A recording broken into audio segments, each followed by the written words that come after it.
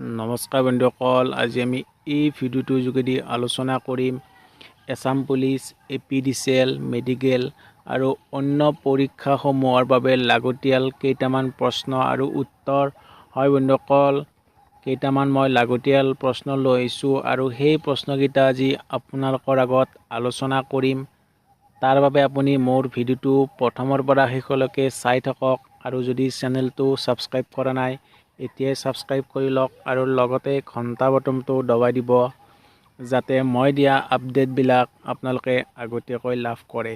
হয় বন্ধুসকল, এতিয়া আমি ভিডিঅ'টো আৰম্ভ কৰোঁ আৰু প্ৰথম প্ৰশ্নটোলৈ আহিছোঁ। প্ৰথম প্ৰশ্নটোত আছে, আধুনিক অলিম্পিক প্ৰতিযোগিতা কেতিয়া আৰম্ভ হৈছিল? উত্তৰ 1896 চনত। নেক্সট প্ৰশ্নটোলৈ আহিছোঁ। প্ৰথম অলিম্পিক খেল কেতিয়া আৰম্ভ হৈছিল? প্ৰথম অলিম্পিক খেল কেতিয়া আৰম্ভ হৈছিল? 776 খ্ৰীষ্টাব্দত। হয় বন্ধুসকল, আৰু নেক্সট প্ৰশ্নটোলৈ আহিছোঁ। আন্তঃৰাষ্ট্ৰীয় অলিম্পিক সমিতিৰ মুখ্য কাৰ্যালয় ক'ত আছে? উত্তৰ লোচানে। 4 নম্বৰ প্ৰশ্নটোলৈ আহিছোঁ। ভাৰতবৰ্ষই প্ৰথম অলিম্পিকত কোন চনত ভাগ লৈছিল? শুদ্ধ উত্তৰটো হ'ব 1928 চনত। 5 নম্বৰ প্ৰশ্নটোলৈ আহিছোঁ। ক্ৰিকেট ফিল্ড এখন কিমান দীঘল হ'ব লাগে? উত্তৰ 22 গজ, অৰ্থাৎ 22 ভৰি হ'ব লাগিব। 6 নম্বৰ প্ৰশ্নটোলৈ আহিছোঁ। অলিম্পিক পদক বিজয়ী প্ৰথম ভাৰতীয় পুৰুষ কোন? উত্তৰ KD যাদৱ। নেক্সট প্ৰশ্নটোলৈ আহিছোঁ। অলিম্পিক মিউজিয়াম ক'ত আছে? উত্তৰ জেনেভা। 8 নম্বৰ প্ৰশ্নটোলৈ আহিছোঁ। প্ৰথম ভাৰতীয় অলিম্পিক জয়ী মহিলা কোন? উত্তৰ কৰ্ণম মালেশ্বৰী। 9 নম্বৰ প্ৰশ্নটোলৈ আহিছোঁ। ক্ৰিকেটৰ জন্মদাতা কোনখন দেশক কোৱা হয়? এই প্ৰশ্নটোৰ উত্তৰ আপুনি মোক কমেণ্ট কৰি জনাব। 10 নম্বৰ প্ৰশ্নটোলৈ আহিছোঁ। সত্যমেৱ জয়তে ক'ৰ পৰা লোৱা হৈছে? এই উক্তিটো কোনখন উপনিষদৰ পৰা লোৱা হৈছে? মুণ্ডকোপনিষদ। 11 নম্বৰ প্ৰশ্নটোলৈ আহিছোঁ। আধুনিক যুগৰ তুলসী কাক কোৱা হয়?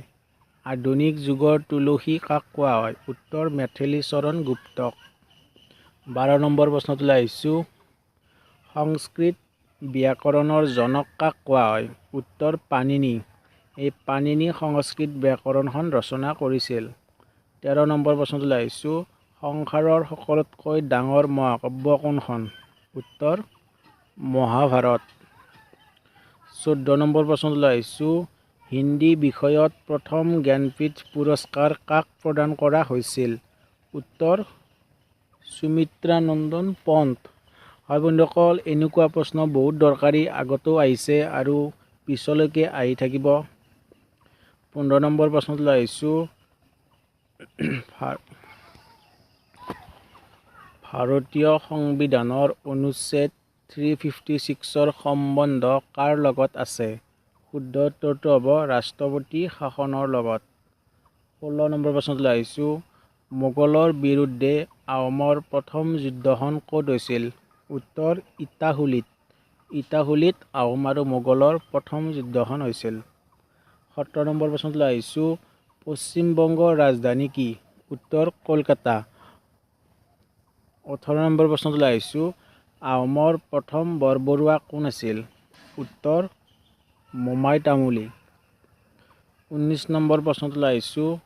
কোনখন গাঁৱৰ পৰা কোচসকল একগোট হৈছিল? উত্তৰ কোচবিহাৰ। শেষৰ প্ৰশ্নটোলৈ আহিছোঁ। গড অফ স্মল থিংছ, ইয়াৰ লেখক কোন আছিল? উত্তৰ অৰুন্ধতী ৰায়। হয় বন্ধুসকল, আজিলৈ ইমানেই আৰু মই নেক্সট ভিডিঅ'ত আৰু এনেকুৱা 20টা প্ৰশ্ন লৈ আহিম। তাৰ বাবে আপুনি মোৰ চেনেলটো ছাবস্ক্ৰাইব কৰি ৰাখিব আৰু ঘণ্টা বটনটো দবাই দিব। Thank U.